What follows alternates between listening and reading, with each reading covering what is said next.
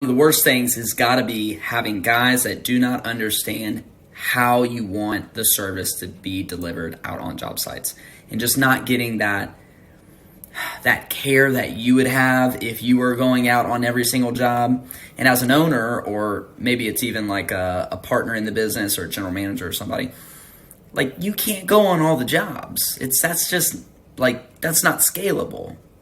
So how do you take the way that you would do it and get the guys that you hired to be able to execute that way? Well, one, it's going to be about documented processes, dialed systems, that part.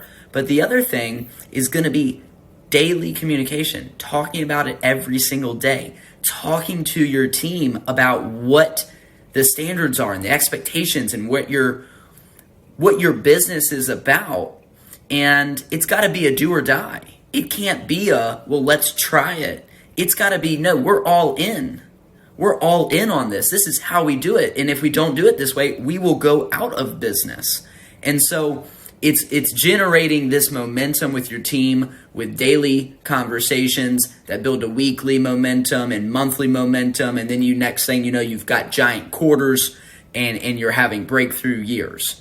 And so putting it all together, dialed processes and systems, daily communication, put the two together, run with a great team.